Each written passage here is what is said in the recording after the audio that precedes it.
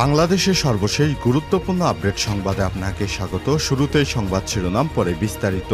শুরুতেই জানিয়ে দিব, ফোনে আপা আপা বলা আওয়ামী লীগ কর্মী তানভীর বহিষ্কার।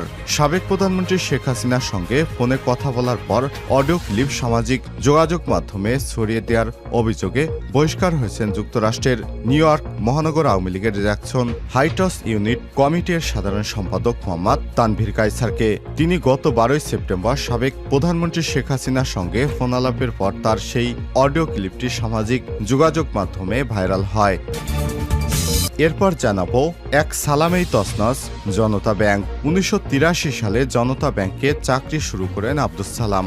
এরপর তিনি যত শাখায় কাজ করেছেন সবখানেই বেসুমার দুর্নীতি করে নিজে লাভবান হয়েছেন। তার ব্যাংকের মারাত্মক ক্ষতি করেছেন। নিজের অপকর্ম ঢাকতে অধীন কর্মকর্তাদের ছোট বড় শাস্তির মুখে ফেলেছেন তিনি।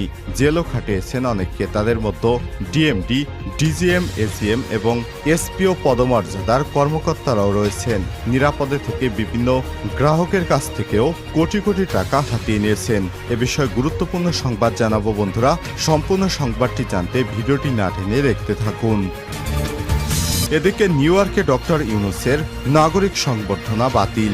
যুক্তরাষ্ট্রের নিউ ইয়র্কে অন্তর্বর্তীকালীন সরকারের প্রধান উপদেষ্টা প্রফেসর ডক্টর মোহাম্মদ ইউনূসের নাগরিক সংবর্ধনা বাতিল করা হয়েছে। আগামী 26 সেপ্টেম্বর বৃহস্পতিবার সন্ধ্যায় যুক্তরাষ্ট্রের ম্যানহাটনে টাইমস স্কয়ারে সংলগ্ন ম্যারিয়ট মার্কুইস হোটেলে বলরুমে সরকারিভাবে তাকে নাগরিক সংবর্ধনা দেওয়ার কথা ছিল। তবে কী কারণে এটি বাতিল হলো এ বিষয়ে এখনও কিছু তারা জানায়নি।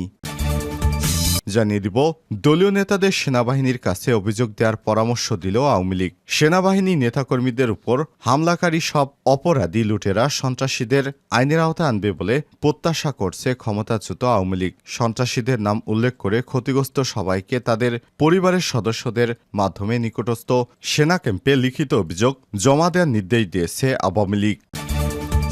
এবারে জানাবো, নির্বাচিত সরকার প্রতিষ্ঠা না হওয়া পর্যন্ত আন্দোলন চলবে বললেন বিএনপি নেতা সালাউদ্দিন।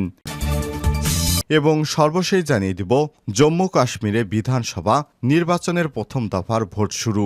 এক দশক পর ভারত শাসিত জম্মু কাশ্মীরে বুধবার 18 সেপ্টেম্বর সকালে বিধানসভার ভোট গ্রহণ শুরু হলো। প্রথম দফায় 24 আসনে ভোট গ্রহণ শুরু হয়েছে। নির্বাচনের মূল প্রতিযোগিতায় পিডিপি, তবে ন্যাশনাল কনফারেন্সের সঙ্গে জোট বেঁধে শক্ত অবস্থানে রয়েছে কংগ্রেসও। দুর্বল রাজনৈতিক ভিত্তি নিয়ে মর্যাদার লড়াই রয়েছে বিজেপি। 2014 সালের পর আবারও বিধানসভা নির্বাচনে ভোটাধিকার প্রয়োগ করছে জম্মু কাশ্মীরের বাসিন্দারা। লোকসভা ভোটের পর প্রথম কোনো হাই ভোল্টেজ লড়াই মুখোমুখি রাজনৈতিক দলগুলো। 23 লাখের বেশি ভোটার ভোট দেবেন। National conference, PDP, BJP, Congress সহ বিভিন্ন রাজনৈতিক দল এবং স্বতন্ত্র মিলে প্রার্থীর সংখ্যা 909 জন। প্রিয় দর্শক, এতক্ষণ শুনছিলেন সংবাদ শিরোনাম, এবারে বিস্তারিত। তবে তার আগে বন্ধুরা অনুরোধ থাকবে, এই সংবাদটিতে একটি লাইক দিন। এই চ্যানেলে আপনি নতুন হয়ে থাকলে আমাদের সংবাদটি দেখতে দেখতে চ্যানেলটি সাবস্ক্রাইব করে রাখুন। কমেন্ট করে আপনার মূল্যবান মতামত জানিয়ে দিন বন্ধুরা, আপনি বিশ্বের কোন দেশ থেকে বা বাংলাদেশের কোন স্থান থেকে আমাদের সংবাদটি দেখছেন এবং শুনছেন। এবারে বিস্তারিত। ফোনে আপা আপা বলা আওয়ামী লীগ কর্মী তানভীর বহিষ্কার। সাবেক প্রধানমন্ত্রী শেখ হাসিনার সঙ্গে ফোনে কথা বলার পর অডিও ক্লিপ সামাজিক যোগাযোগ মাধ্যমে ছড়িয়ে দেওয়ার অভিযোগে বহিষ্কার করা হয়েছে যুক্তরাষ্ট্রের নিউ ইয়র্ক মহানগর আওয়ামী লীগের জ্যাকসন ম্যানহাটন ইউনিট কমিটির সাধারণ সম্পাদক মোহাম্মদ তানভীর কায়সারকে। তিনি 12 সেপ্টেম্বর সাবেক প্রধানমন্ত্রী শেখ হাসিনার সঙ্গে ফোন আলাপের পর তার সেই অডিও ক্লিপটি সামাজিক যোগাযোগ মাধ্যমে ছড়িয়ে দেন। নিউ ইয়র্ক মহানগর আওয়ামী লীগের সভাপতি রফিকুল রহমান মঙ্গলবার 17 সেপ্টেম্বর একটি লিখিত আদেশে মোহাম্মদ তানভীর কায়সারকে বহিষ্কার বিষয়টি উল্লেখ করেছেন। উক্ত বহিষ্কার আদেশে বলা হয়েছে, বারবার সতর্ক করা সত্ত্বেও তানভীর কায়সার দলের নীতি আদর্শ, চেতনা, মূল্যবোধ বিরোধী কর্মকাণ্ডে লিপ্ত থাকায় তাকে দলীয় সিদ্ধান্তে বহিষ্কার করা হয়েছে। রফিকুর রহমান জানান, গত 12 সেপ্টেম্বর সাবেক প্রধানমন্ত্রী শেখ হাসিনার সঙ্গে ফোন আলাপের পর তানভীর কায়সার ওই অডিও ক্লিপটি সামাজিক যোগাযোগ মাধ্যমে ছড়িয়ে দিয়ে দলের সভাপতি প্রধানমন্ত্রী শেখ হাসিনা তাকে হেয় করেছেন। একজন দলীয় কর্মী হয়ে এরূপ অপরাধমূলক কর্মকাণ্ডে জড়িত থাকার অভিযোগে দলের কোনো স্থানে তার জায়গা নেই। তাই গত সোমবার ১৬ সেপ্টেম্বর নিউ ইয়র্ক মহানগর আওয়ামী লীগের নেতাকর্মীদের সিদ্ধান্তে তাকে বহিষ্কার করা হয়েছে। এদিকে এই ঘটনার পর থেকে তানভীরের ফেসবুক অ্যাকাউন্ট প্রোফাইল বন্ধ রয়েছে। ফোন আলাপে তিনি যুক্তরাষ্ট্রে আওয়ামী লীগের বেশ কয়েকজন নেতার নাম উল্লেখ করেছেন। তিনি বলেছেন ওই নেতাদের সাথে তিনি আন্দোলন করবেন, কিন্তু তিনি নিজেই বাংলাদেশ আওয়ামী লীগের হাতে নির্যাতিত দাবি করে যুক্তরাষ্ট্রে রাজনৈতিক আশ্রয় নিয়েছেন বলে জানা গেছে। এক সালামেই তছনছ জনতা ব্যাংক। ১৯৮৩ সালে জনতা ব্যাংকে চাকরি শুরু করেন আব্দুস সালাম আজাদ। এরপর তিনি যত শাখায় কাজ করেছেন সবখানেই বেসুমার দুর্নীতি করে নিজেকে লাভবান করেছেন এবং ব্যাংকের মারাত্মক ক্ষতি সাধন করেছেন। নিজের অপকর্ম ঢাকতে তার অধীনের কর্মকর্তাদের ছোট বড় শাস্তির মুখে ফেলেছেন। জেলও খাটিয়েছেন অনেককে। তাদের মধ্যে ডিএমডি, ডিজিএম এবং এজিএম, এসপিও পদমর্যাদার কর্মকর্তারা রয়েছেন বলে জানা গেছে। নিরাপদে থেকে বিভিন্ন গ্রাহকের কাছ থেকে হাতিয়ে নিয়েছেন কোটি কোটি টাকা। সেই টাকা পাচার করে দুবাইয়ে বাড়িয়ে বানিয়েছেন তিনি। বিপরীতে ডুবিয়েছেন জনতা ব্যাংকে। সর্বশেষ ব্যাংকটির ব্যবস্থাপনা পরিচালক এমডির দায়িত্ব থেকে ৫.৫ বছরে দ্বিগুণ করেছেন খিলাফি ঋণ। এর বেশিরভাগই পুঞ্জীভূত হয়েছে বড় গ্রাহকদের কাছে। কেন্দ্রীয় ব্যাংক দুদক আইনশৃঙ্খলা রক্ষাকারী বাহিনীর বিভিন্ন প্রতিবেদন পর্যালোচনায় এসব তথ্য উঠে এসেছে। বাংলাদেশ ব্যাংকের তথ্য বলছে ২০১৭ সালের ৫ই ডিসেম্বর প্রধান নির্বাহী ও ব্যবস্থাপনা পরিচালক হিসেবে দায়িত্ব গ্রহণ করেন আব্দুস সালাম আজাদ। ওই সময় জনতা ব্যাংকের খেলাপি ঋণের পরিমাণ ছিল ৭,৫৯৯ কোটি টাকা। এমডি হিসেবে দায়িত্ব শেষ করেন ২০২৩ সালের এপ্রিলে। ওই সময় ব্যাংকটির খেলাপি ঋণের পরিমাণ দাঁড়ায় ১৪,৮৮৭ কোটি টাকা। আর বর্তমানে ব্যাংকটির খেলাপি ঋণ দাঁড়িয়েছে ৪৮,০০০ কোটি টাকা। তথ্য বলছে এমডি থাকা অবস্থায় আব্দুস সালাম আজাদ জনতা ব্যাংকের খেলাপি ঋণের তথ্য লুকিয়েছেন, যে ধারা অব্যাহত রেখেছে পরবর্তী এমডি জব্বারও। কিন্তু পরবর্তীত পরিস্থিতিতে নতুন গভর্নর খেলাপি ঋণের প্রকৃত তথ্য বের করে আনায় তা ৪৮,০০০ কোটি টাকায় দাঁড়িয়েছে।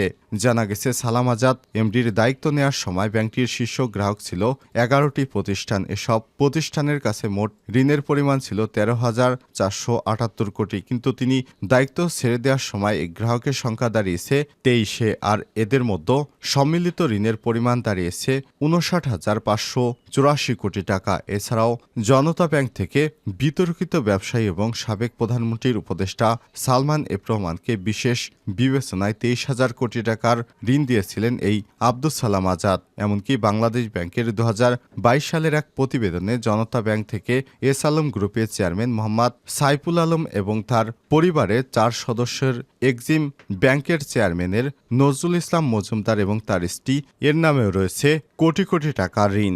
এসব টাকা তারা বিদেশে পাচার করেছে বলে বিভিন্ন সূত্র থেকে জানা গেছে। নিউ ইয়র্কে ডক্টর ইউনূসের নাগরিক সংবর্ধনা বাতিল। যুক্তরাষ্ট্রের নিউ ইয়র্কে অন্তর্বর্তীকালীন সরকারের প্রধান উপদেষ্টা অধ্যাপক ডক্টর মোহাম্মদ ইউনূসের নাগরিক সংবর্ধনা বাতিল করা হয়েছে। আগামী ২৬শে সেপ্টেম্বর বৃহস্পতিবার সন্ধ্যায় ম্যানহাটনের টাইমস স্কয়ার সংলগ্ন ম্যারিয়ট মার্কুইন্স হোটেলে বলরুমে সরকারিভাবে তাকে নাগরিক সংবর্ধনা দেওয়ার কথা ছিল। জাতিসংঘের বাংলাদেশে স্থায়ী মিশন এবং new York Bangladesh consul general যৌথভাবে উক্ত অনুষ্ঠানের আয়োজন চূড়ান্ত করেছিল। তার এই সংবর্ধনাকে কেন্দ্র করে নিউ ইয়র্কের বিভিন্ন দল এবং সংগঠন টানা হেঁচড়া শুরু করলে বিরূপ প্রতিক্রিয়া দেখা দেয়। ফলে নাগরিক সংবর্ধনা বাতিল করা হয়। নাগরিক সংবর্ধনা বাতিলের কথা স্বীকার করলেও সঠিক কী কারণে তার এই সংবর্ধনা বাতিল করা হয়েছে তা জাতিসংঘের বাংলাদেশের স্থায়ী মিশন এবং বাংলাদেশ দূতাবাস কিছুই জানায়নি। আগামী ২৭শে সেপ্টেম্বর জাতিসংঘে ভাষণ দেবেন প্রফেসর ডক্টর মোহাম্মদ ইউনূস। তার নাগরিক সংবর্ধনা নিয়ে নিউ ইয়র্কের বিভিন্ন মহলে টানা হেঁচড়া শুরু হয়। প্রায় প্রতিদিনই চলছিল পাল্টাপাল্টি সভা এবং সংবাদ সম্মেলন। নিউ ইয়র্কের বিভিন্ন সংগঠন প্রধান উপদেষ্টা নাগরিক সংবর্ধনা প্রদানের আগ্রহ প্রকাশ করলেও কাউকে দেয়া হয়নি কোনো অনুমতি। আগামী ২৬শে সেপ্টেম্বর সন্ধ্যায় সরকারিভাবেই তাকে নাগরিক সংবর্ধনা দেওয়ার বিষয়টি নিশ্চিত করেছিল বাংলাদেশ দূতাবাস। ২৬শে সেপ্টেম্বর সন্ধ্যায় ম্যানহাটনে টাইমস স্কয়ার সংলগ্ন ম্যারিয়ট মার্কুইন্স হোটেলের বলরুমে সরকারিভাবে প্রধান উপদেষ্টা অধ্যাপক ডক্টর মোহাম্মদ ইউনূসের নাগরিক সংবর্ধনার আয়োজনের ব্যবস্থা করা হয়। হোটেল বুকিংয়ের জন্য মোটা অঙ্কের অগ্রিম অর্থ প্রদান করা হয়েছে হোটেল কর্তৃপক্ষকে। এরই মধ্যে প্রবাসী বাংলাদেশি বিভিন্ন সংগঠনের মাঝে শুরু হয় নানা তোড়জোড়। বিএনপিপন্থী বৈফর নাগরিক সমাজ, জামাত, বিএনপি আর আওয়ামী লীগের নেতাকর্মীদের নিয়ে পরিচালিত বাংলাদেশ সোসাইটি সহ বিভিন্ন মহল ব্যাপকভাবে ডক্টর মোহাম্মদ ইউনূসের নাগরিক সংবর্ধনা দিতে মরিয়া হয়ে ওঠে। বিক্ষোভ কর্মসূচির ঘোষণা দেয় যুক্তরাষ্ট্র আওয়ামী লীগ। বিভিন্ন দল এবং সংগঠন টানাহেঁচড়া শুরু করলে দেশ এবং প্রবাসে বিরূপ প্রতিক্রিয়া দেখা দেয়, ফলে নাগরিক সংবর্ধনা বাতিল করা হয়েছে। দলীয় নেতাদের সেনাবাহিনীর কাছে অভিযোগ দেওয়ার পরামর্শ আওয়ামী লীগের। সেনাবাহিনীর নেতাকর্মীদের উপর হামলাকারী সব অপরাধী লুটেরা সন্ত্রাসীদের আইনের আওতায় আনবে বলে প্রত্যাশা করেছে ক্ষমতাচ্যুত আওয়ামী লীগ। সন্ত্রাসীদের নাম উল্লেখ করে ক্ষতিগ্রস্ত সবাইকে তাদের পরিবারের সদস্যদের মাধ্যমে নিকটস্থ সেনা ক্যাম্পে লিখিত অভিযোগ দেওয়ার পরামর্শ দিয়েছে দলটি। বুধবার 18 সেপ্টেম্বর সকালে 6টার দিকে বাংলাদেশ আওয়ামী লীগ তাদের ভেরিফাইড ফেসবুক পেজে একটি পোস্টে সব কথা জানান। পোস্টটিতে বলা হয়েছে, আমরা সারা দেশ থেকে খবর পেয়েছি বেশিরভাগ থানাতে আওয়ামী লীগ নেতাকর্মীদের বাড়িঘরে হামলা এবং লুটপাটের বিষয়ে সাধারণ ডায়েরিও করতে দেওয়া হয়নি। এতে আরও বলা হয়েছে, যেহেতু সেনাবাহিনীকে ম্যাজিস্ট্রেসি পাওয়ার দেওয়া হয়েছে, তাই এই অপরাধীদের থামাতে এখন সেনাবাহিনীর কাছেই অভিযোগ দেওয়ার বিকল্প নেই। উল্লেখ্য, গতকাল মঙ্গলবার জনপ্রশাসন মন্ত্রণালয়ের এক প্রজ্ঞাপনে সারা দেশে সেনাবাহিনীকে ম্যাজিস্ট্রেসি অর্থাৎ বিচারিক ক্ষমতা দিয়েছে সরকার। আগামী 60 দিন অর্থাৎ 2 মাস বাংলাদেশ সেনাবাহিনীর কমিশনড অফিসারেরা এই বিচারিক ক্ষমতা কাজে লাগাতে পারবেন। এর ফলে ভ্রাম্যমাণ আদালত বসে অপরাধীদের সাজা দিতে পারবেন তারা।